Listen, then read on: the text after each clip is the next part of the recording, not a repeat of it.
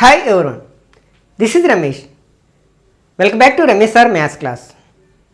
ఈరోజు వీడియోలో రీజనింగ్ ట్రిక్స్లో భాగంగా ఫజిల్ టెస్ట్కి సంబంధించిన ప్రీవియస్ ఎగ్జామ్స్లో అడిగిన కొన్ని క్వశ్చన్స్ని సింపుల్గా ఎలా ఆన్సర్ చేయొచ్చు అనేది డీటెయిల్గా డిస్కస్ చేస్తాను.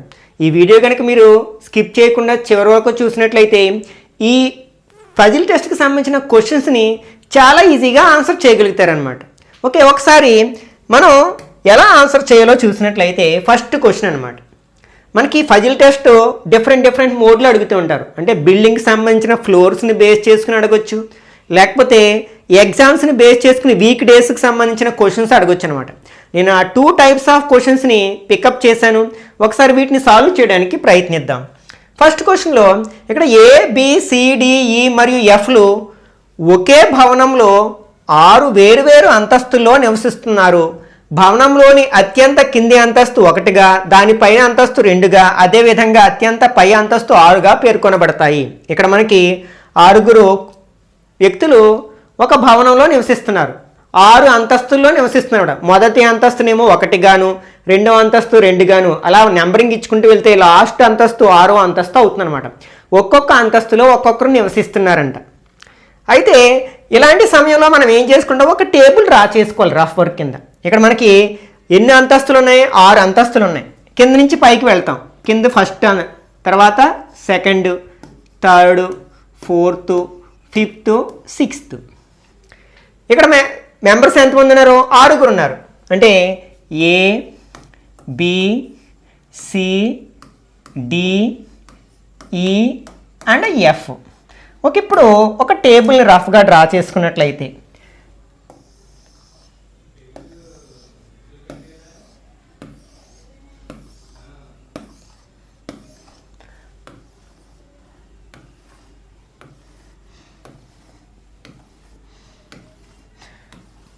ఓకే, ఇప్పుడు మనం ఇచ్చిన హింట్లు చదువుదాం ఒకసారి.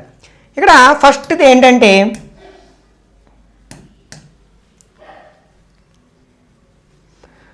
F సరి సంఖ్య గల అంతస్తులో నివసిస్తాడు కానీ 6లో కాదు. ఇక్కడ మనకి 6 మెంబర్స్ ఉన్నాయి. ఇందులో సరి సంఖ్యలు ఏంటి, 2, 4, 6. ఈ F అనే వ్యక్తి సరి సంఖ్య ఉన్న నెంబర్ గల అంతస్తులో నివసిస్తున్నాడు కానీ 6లో మాత్రం కాదు. అంటే ఈ 6లో నివసించడు F. ఓకే, F గురించి మాట్లాడుకున్నాం కదా. అలాగే ఇది సరి సంఖ్య కాదు కాబట్టి ఇందులో ఉండడు. ఇది సరి సంఖ్య కాదు అంటే ఇంక ఈ 2 మిగిలాయి అనమాట. ఆ రెండిట్లో ఏదో ఒక దాంట్లో ఖచ్చితంగా F ఉంటున్నాడు అనమాట. నెక్స్ట్ E మరియు F నివసించే అంతస్తుల మొత్తము 9. అంటే E నివసించే అంతస్తు సంఖ్య ఉంటుంది కదా, ఆ సంఖ్యని F నివసించే అంతస్తు యొక్క సంఖ్య ఉంటుంది కదా, ఆ రెండింటిని యాడ్ చేస్తే మనకి 9 వస్తుందట. అంటే E ప్లస్ F = 9. ఇక్కడ ఆల్రెడీ Fకి 2 ప్లేసులు మిగిలాయి. ఇక్కడ మనకి 4th ప్లేస్ ఒకటి మిగిలింది, అలాగే 2nd ప్లేస్ ఒకటి మిగిలింది. ఇప్పుడు మనకి 9 రావాలి. ఫర్ ఎగ్జాంపుల్ మనకి మ్యాక్సిమం ఎంత, 6 కదా.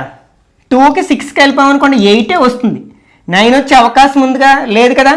కాబట్టి ఖచ్చితంగా F ఎక్కడ నివసించడం లేదనమాట, 2వ అంతస్తులో కూడా నివసించట్లేదనమాట. కాబట్టి ఇది అంటే 4వ అంతస్తు. అంటే ఇక్కడ F 4వ అంతస్తులో నివసిస్తున్నాడు. ఇప్పుడు ఈలు Fలు కలిపితే మనకి ఎంత వస్తుంది, 9 వస్తుంది. కాబట్టి ఖచ్చితంగా ఈ ఏ అంతస్తులో నివసిస్తున్నాడు అనమాట, 5వ అంతస్తులో నివసిస్తున్నాడు. కాబట్టి ఈకి ఎదురుగుండా టిక్ మార్క్ పెడతాం. ఇంకా మనకి ఇవన్నీ ఇంటూలు పెట్టేసేయచ్చు మనకి. ఓకే, నెక్స్ట్ ఇప్పుడు మనం ఇలా కూడా ఇంటూలు పెట్టేసేయచ్చు. ఎందుకంటే ఇక్కడ 4వ అంతస్తులో F ఉంటున్నాడు కాబట్టి ఇంక ఇవన్నీ మనం క్రాస్ చేయొచ్చు. అలాగే 5వ అంతస్తులో E ఉంటున్నాడు కాబట్టి ఇంక ఇవన్నీ మనం క్రాస్ చేసేసేయచ్చు అనమాట. ఓకే, ఇప్పుడు నెక్స్ట్ F మరియు B నివసించే అంతస్తుల మొత్తము 5 అట. అంటే F అండ్ B ఈ వీళ్ళిద్దరూ నివసించే అంతస్తుల యొక్క సంఖ్యలను కలిపితే మనకి 5 వస్తుందట. ఆల్రెడీ F 4 కదా, కాబట్టి మనకి 4కి ఎంత కలిపితే 5 వస్తుంది, 1. అంటే ఖచ్చితంగా B ఏ అంతస్తులో నివసిస్తున్నాడట, 1వ అంతస్తులో నివసిస్తున్నాడు. కాబట్టి 1 ఇది కదా, కాబట్టి ఇక్కడ టిక్ మార్క్ పెడతాం. అంటే ఇంక మిగిలినవన్నీ ఇంటూలు పెట్టేస్తాం మనం. ఓకే, నెక్స్ట్ ఏ అనే వ్యక్తి సికి తక్షణం కింద నివసిస్తున్నాడు. అంటే ఏ ఎక్కడ నివసిస్తాడో సి కింద కరెక్ట్గా కింద నివసిస్తాడు, వెంటనే కింద ఫ్లోర్లో నివసిస్తున్నాడు అనమాట. ఇప్పుడు మనకి వీళ్ళిద్దరూ అంటే వరుసగా ఉండే 2 అంతస్తులో నివసిస్తున్నారు. ఇప్పుడు ఇక్కడ మనకి ఇక్కడ ఒక అంతస్తు మిగిలింది, నెక్స్ట్ ఇక్కడ ఒక 2 అంతస్తులు మిగిలాయి. వీళ్ళిద్దరూ వరుసగా ఉండాలంటే ఖచ్చితంగా మనకి ఈ 2 అంతస్తుల్లో నివసించాలన్నమాట, ఏలు సిలు. కాబట్టి మనకి సి పైన ఉంటే ఏ కింద ఉంటాడు, కాబట్టి సి ఎక్కడ ఉంటాడు, ఇక్కడ ఉంటాడు. ఏ ఎక్కడ ఉంటాడు అనమాట, ఇక్కడ ఉంటాడు అనమాట. ఇంకా మనం ఇవి క్లోజ్ చేసేసేయచ్చు. ఓకే, ఇంకా మనకి అన్నీ ఫిల్ అయిపోయాయి కదా. నెక్స్ట్ ఇక్కడ మిగిలింది మనకి, ఇంక ఎవరు మిగిలారు మనకి, ఏలో టిక్ మార్క్ వచ్చింది, బి సి. నెక్స్ట్ డిలో మనకి టిక్ మార్క్ లేదు, అంటే ఇదనమాట. కాబట్టి ఇవి క్లోజ్ చేసేసేయచ్చు. ఓకే, ఇప్పుడు మనకి ఇంకోటి ఇది టిక్ మార్కు, ఇది టిక్ మార్కు, నెక్స్ట్ ఇది, next this one, this one, this one. ఇప్పుడు ఏ క్వశ్చన్ అడిగినా సరే చాలా ఈజీగా ఆన్సర్ చేయొచ్చు. ఇప్పుడు అడిగిన క్వశ్చన్ ఏంటంటే ఏ మరియు ఏల మధ్య ఎంతమంది నివసిస్తున్నారు, ఎంతమంది వ్యక్తులు నివసిస్తున్నారు. ఏ ఎక్కడున్నాడు, ఏ ఇంకో ఈ 2nd ఫ్లోర్లో ఉన్నాడు. నెక్స్ట్ ఈ ఎక్కడున్నాడు, 5th ఫ్లోర్లో ఉన్నాడు. మధ్యలో ఎన్ని ఫ్లోర్లు ఉన్నాయి, మనకి 2 ఫ్లోర్లు ఉన్నాయి. కాబట్టి ఇక్కడ కరెక్ట్ ఆన్సర్ ఏమవుతుందన్నమాట, 2nd ఆప్షన్ అవుతుంది అనమాట. Okay, next 2nd question. ABCDE మరియు ఎఫ్ ఒకే భవనంలోని 6 వేర్వేరు అంతస్తుల్లో నివసిస్తున్నారు. సేమ్ ఇంతకుముందు లాంటి క్వశ్చనే అనమాట ఇక్కడ. ఓకే, ఒకసారి మనం టేబుల్ వేసేసుకుందాం. ఇక్కడ మనకి ఫ్లోర్లు ఎన్ని ఉన్నాయి, 6 ఉన్నాయి. 1 2 3 4 5 6 పర్సన్స్ ఏంటి, ఏ బి సి డి ఈ ఎఫ్. ఓకే, ఇప్పుడు మనం ఇన్స్ట్రక్షన్స్ చదివినట్లయితే బి సరి సంఖ్య గల అంతస్తులో నివసిస్తున్నాడు కానీ 2లో కాదు. అంటే బి సరి సంఖ్య గల అంతస్తులో నివసిస్తున్నాడు కానీ 2లో కాదు. అంటే ఇక్కడ 2లో కాదు, అంటే 4లో అయినా ఉండొచ్చు, 6లో అయినా ఉండొచ్చు. అంటే 5లో కాదు, 3లో కాదు. ఇవన్నీ బేస్ సంఖ్యలు కదా, కాబట్టి అక్కడ మనం క్రాస్ చేసేయచ్చు అనమాట.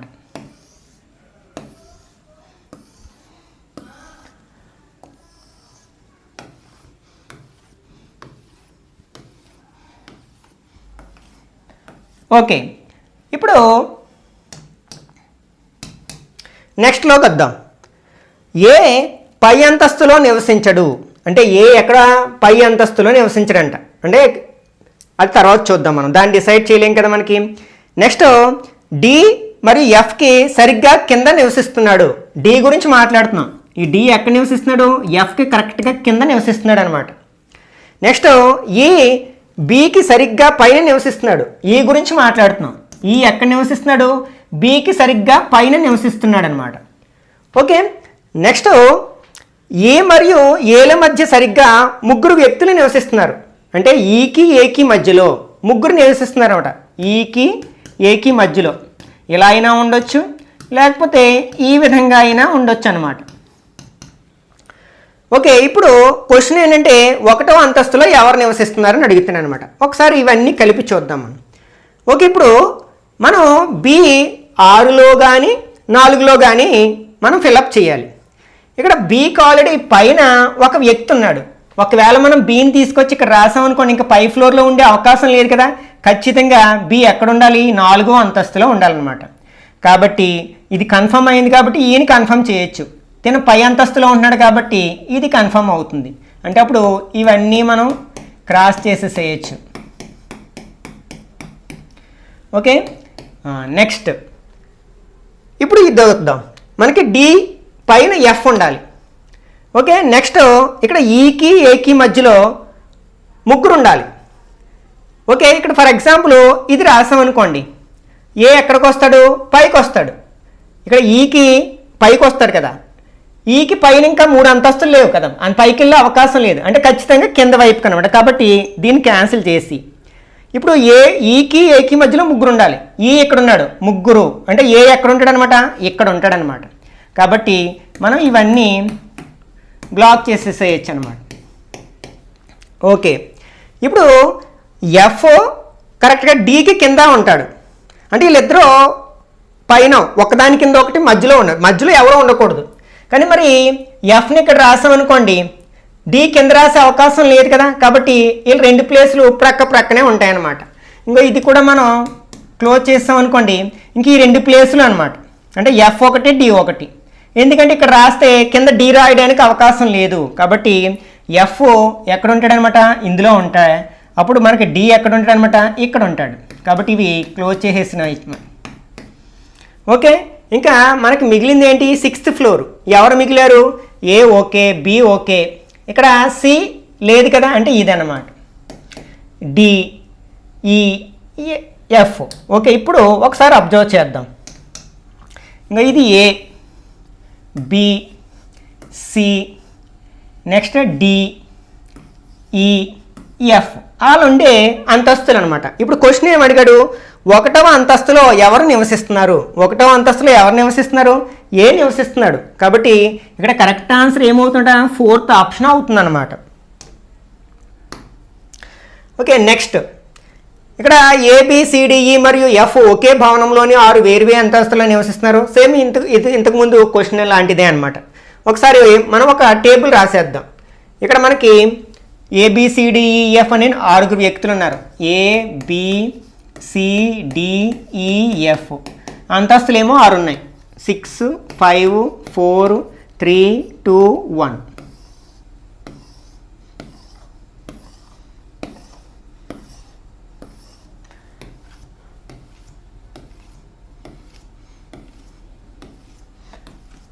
ఓకే, ఇప్పుడు ఇన్స్ట్రక్షన్స్ చదువుదాం ఒకసారి. ఏ సరి సంఖ్య గల అంతస్తులో నివసిస్తున్నాడు, కానీ 4వ అంతస్తులో కాదు. ఏ గురించి మాట్లాడుతున్నాం, 4లో కాదు, కానీ సరి సంఖ్య అంటే 2 అయినా కావచ్చు, 6 అయినా కావచ్చు. 5 కాదు, 3 కాదు, 1 కాదు. నెక్స్ట్ ఏ మరియు సిలు నివసించే అంతస్తుల మొత్తము 9. అంటే ఇక్కడ ఏ ప్లస్ సి కలిపితే ఎంత వస్తుంది అనమాట, 9 వస్తుంది అనమాట. ఇక్కడ ఏకి పాజిబుల్గా ఏమున్నాయి, 6, 2 ఉన్నాయి. 6, 2 ఉన్నాయి. ఓకే, ఒకవేళ మనం 2 రాసామనుకోండి, అప్పుడు మనకి దీనికి ఇక్కడ మ్యాక్సిమం నెంబర్ 6. 6 కలిపితే 8 అవుతుంది, కానీ 9 అయ్యే ఛాన్స్ లేదు కదా. కాబట్టి ఇక్కడ ఏకి 2 పాజిబుల్ కాదనమాట. ఖచ్చితంగా ఏ అంతస్తులో నివసిస్తున్నామట, 6వ అంతస్తులో నివసిస్తున్నాడు. కాబట్టి మనము ఇక్కడ టిక్ చేయొచ్చు. ఓకే, నెక్స్ట్ బి మరియు ఎఫ్ల మధ్య కేవలం 3 మాత్రమే నివసిస్తున్నారు. అంటే బికి ఎఫ్కి మధ్యలో 3 ఉన్నారు. అంటే బి, ఎఫ్ ఇలా అయినా ఉండొచ్చు, ఎఫ్, బి ఇలా అయినా ఉండొచ్చు అన్నమాట. నెక్స్ట్ ఈ మరియు ఎఫ్ నివసించే అంతస్తుల మొత్తం 3. అంటే ఇక్కడ ఈ ప్లస్ ఎఫ్ వీళ్ళిద్దరు అంతస్తుల్ని కలిపితే 3 వస్తుందంట. అంటే ఖచ్చితంగా 1, 2లో నివసిస్తున్నారన్నమాట. ఓకే, ఇప్పుడు మనం ఒకసారి అబ్జర్వ్ చేసినట్లయితే ఇక్కడ బిఎఫ్ మొదటి అంతస్తు ఫిల్ అయిపోయింది. ఇక్కడ ఎన్ని ఉన్నాయి, 1, 2, 3, 4, 5 అంతస్తులు ఉన్నాయి. అంటే ఖచ్చితంగా బి ఏ అంతస్తులో ఉంటాడనమాట, 5వ అంతస్తులో ఉండాలి ఖచ్చితంగా. అంటే బి ఇక్కడ వస్తుంది. బి ఇక్కడ మనం ఎందుకు ఇక్కడ రాసాం అంటే, మనం ఎఫ్ ఎందుకు రాయలేదంటే, ఇక్కడ ఈ ఎఫ్లో మొత్తం ఎంత అవ్వాలి, మనకి 3 అవ్వాలి. ఒకవేళ మనం ఎఫ్ని ఇక్కడ రాసామనుకోండి, 5వ అంతస్తులో రాసామనుకోండి, అది 3 కంటే చాలా పెద్ద నెంబర్ కదా. కాబట్టి ఖచ్చితంగా ఎఫ్ ఎక్కడ ఉంటాడనమాట, బికి కిందనే ఉంటాడనమాట. కాబట్టి ఇక్కడ 3 అంతస్తులు కింద ఉంటాడు. 1, 2, 3 అంటే ఎఫ్ ఎక్కడ ఉంటాడనమాట, ఇక్కడ ఉంటాడనమాట. ఓకే, ఇప్పుడు ఇవి బ్లాక్ చేద్దాం. ఈ వరుస అంతా బ్లాక్ చేయొచ్చు, ఈ పైకి కిందికి. నెక్స్ట్ ఇది ఇలా బ్లాక్ చేయొచ్చు. ఓకే, నెక్స్ట్ ఇక్కడ మనకి చూడండి, ఈని ఎఫ్ని కలిపితే 3 వస్తుంది. ఎఫ్ ఆల్రెడీ 1, కాబట్టి ఈ ఎక్కడ ఉండాలి, ఖచ్చితంగాని 2వ అంతస్తులో ఉండాలి మనకి. ఇదన్నమాట. కాబట్టి మనం ఇవి కూడా బ్లాక్ చేసేయచ్చు. ఇంకా నెక్స్ట్ ఇంకా ఏం మిగిలింది మనకి, ఏలు సీలు, ఏసి, ఏ అండ్ ఆ సి ఈ రెండింటి యొక్క మొత్తము 9 అయిందంటే, ఇక్కడ ఏ 6 కాబట్టి సి ఖచ్చితంగా ఎంత ఉండాలి? 3లో ఉంటుంది. కాబట్టి మనం 3 రాసేద్దాం ఇక్కడ. సి అంటే సి ఇక్కడ 3వ అంతస్తులో ఉన్నాడనమాట. ఇంకొకటే ప్లేస్ ఉంది ఇక్కడ. 6 అయిపోయింది, 5 అయిపోయింది, 4 అవ్వలేదు కదా. కాబట్టి ఇక్కడ మనకి ఖచ్చితంగా ఈ డి ఎక్కడ నివసిస్తున్నామట? 4వ అంతస్తులో నివసిస్తున్నాడు. ఇప్పుడు అన్నీ మనకి సెట్ అయిపోయాయి కదా. ఒకసారి చూద్దాం. 6, 5, 4, 3, 2, 1. ఓకే, ఇప్పుడు అడిగిన క్వశ్చన్ ఏంటి? సి మరియు డి నివసించే అంతస్తుల మొత్తం ఎంత అన్నాడు అనమాట. సిడిలు చూద్దాం. సి ఎంత? 3వ అంతస్తులో ఉన్నాడు. డి ఎంత? 4వ అంతస్తులో. 3 + 4 ఎంత? 7 కదా. అది ఎక్కడుంది మనకి? 2వ ఆప్షన్లో ఉంది కదా. కాబట్టి ఇది కరెక్ట్ ఆన్సర్ అవుతుంది అనమాట. Okay, next 4th one. P, Q, R, S, T, U మరియు వీలలో ప్రతి ఒక్కరికి సోమవారం ప్రారంభమై అదే వారంలోని ఆదివారంతో ముగిసేలా వారంలోని వేరువేరు రోజులలో పరీక్ష ఉంటుంది. అంటే ఇది ఎగ్జామ్కి సంబంధించిన క్వశ్చన్ అనమాట. ఇక్కడ 7 మెంబర్స్ ఉన్నారు.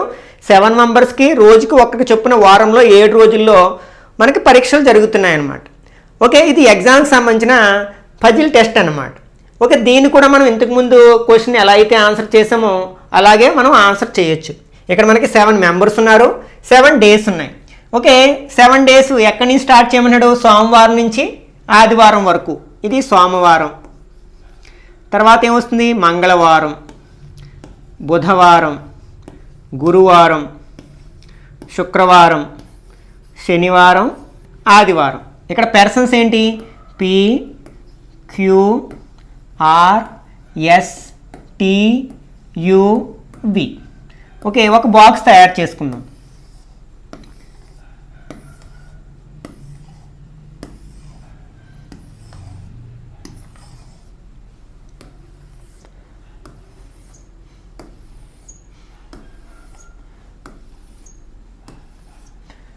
ఓకే, ఇప్పుడు ఇన్స్ట్రక్షన్స్ చదువుదాం. ఓకే, ఫస్ట్ ఇన్స్ట్రక్షన్ ఏంటంటే మంగళవారం నాడు ఎస్కి పరీక్ష ఉంది. అంటే ఎస్ ఏ రోజున పరీక్ష రాస్తున్నాడు? మంగళవారం రోజున రాస్తున్నాడు. అంటే ఇక్కడ రాస్తున్నాడు.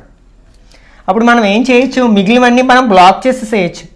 అంటే ఇంకా మిగిలిన ఏ రోజులోనూ ఎస్ పరీక్ష రాయడానికి అవకాశం లేదు. అంటే మిగిలిన వాళ్ళు ఎవ్వరూ కూడా మంగళవారం పరీక్ష రాయడానికి ఛాన్స్ లేదు. రోజుకి ఒక్కరు చొప్పున. ఓకే, నెక్స్ట్ ఎస్ మరియు యూల మధ్య సరిగ్గా 3 వ్యక్తులు ఉన్నారు. అంటే ఎస్కి యూకి మధ్యలో 3 రోజులు గ్యాప్ ఉందన్నమాట. అంటే ఇక్కడ యూ ఇక్కడ మధ్యలో 3 రోజులు 1, 2, 3. అంటే ఖచ్చితంగా మనకి ఇక్కడ వస్తాడనమాట. కాబట్టి ఇక్కడ మనం ఎవరిని రాయొచ్చు? యూని ఇక్కడ రాయొచ్చు. 1, 2, 3 ఇక్కడ రాయొచ్చు. అంటే ఈ రోజుని యూ ఎగ్జామ్ రాస్తున్నాడు. ఏ రోజుని? శనివారం రోజున ఎగ్జామ్ రాస్తున్నాడు. కాబట్టి ఆ రోని కాలంని మనం బ్లాక్ చేసేసేయచ్చు.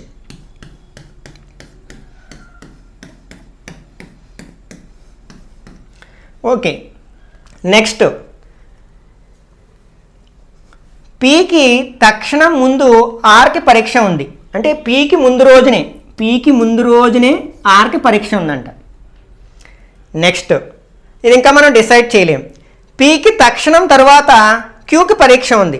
అలాగే పి వెంటనే పి రాసిన ఎగ్జామ్ రాసిన తర్వాత రోజే క్యూకి పరీక్ష ఉంది.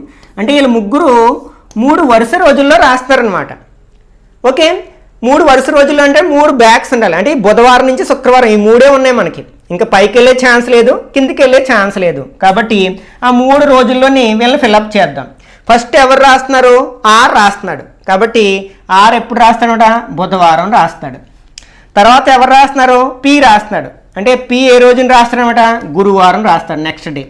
తర్వాత రోజున క్యూ రాస్తున్నాడు. క్యూ ఏ రోజున రాస్తాడనమాట? శుక్రవారం రాస్తాడు. కాబట్టి ఆ రోస్ని కాలమ్స్ని మనం బ్లాక్ చేసినట్లయితే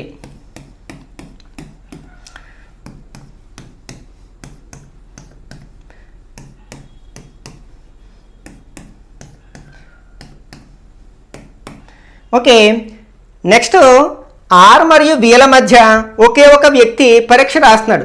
ఆర్కి వీకి మధ్యలో ఒకే ఒక వ్యక్తి పరీక్ష రాస్తున్నాడంట. ఆర్ ఎక్కడున్నాడు?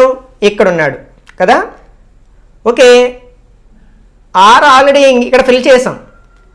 నెక్స్ట్ వి ఇక్కడ మనం ఇక్కడ రాయాలి.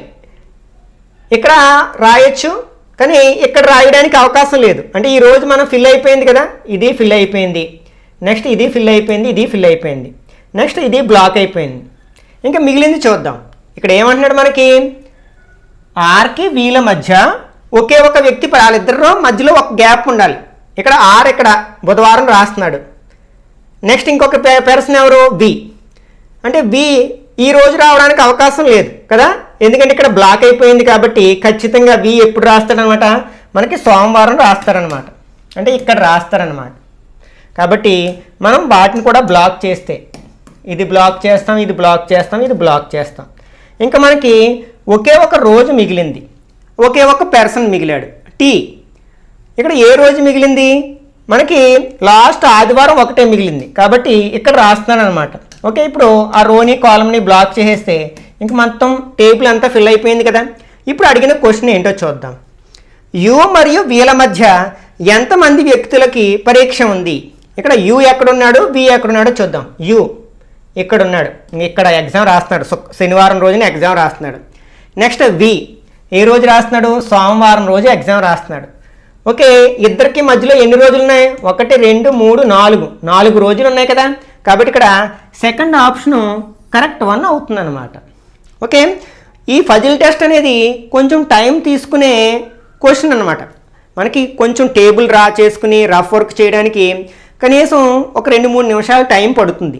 మనం మిగిలిన క్వశ్చన్స్లో వేటినైతే మనం చూసిన వెంటనే ఆన్సర్ చేయగలమో వాటిల్లో మిగిల్చుకున్న సమయాన్ని ఈ టైప్ ఆఫ్ క్వశ్చన్స్కి అలాట్ చేసుకుని చివరిలో అటెంప్ట్ చేయడానికి ప్రయత్నించాలి అనమాట. ముఖ్యంగా నాన్ మ్యాథ్స్ విద్యార్థులు, అలాగే మ్యాథ్స్ బ్యాక్గ్రౌండ్ లేని విద్యార్థులు అనమాట.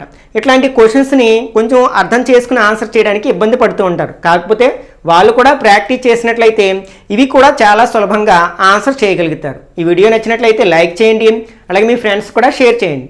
ఇట్లాంటి మరిన్ని వీడియోస్ కోసం ఛానల్ సబ్స్క్రైబ్ చేసుకుని రెగ్యులర్గా ఫాలో అవ్వండి.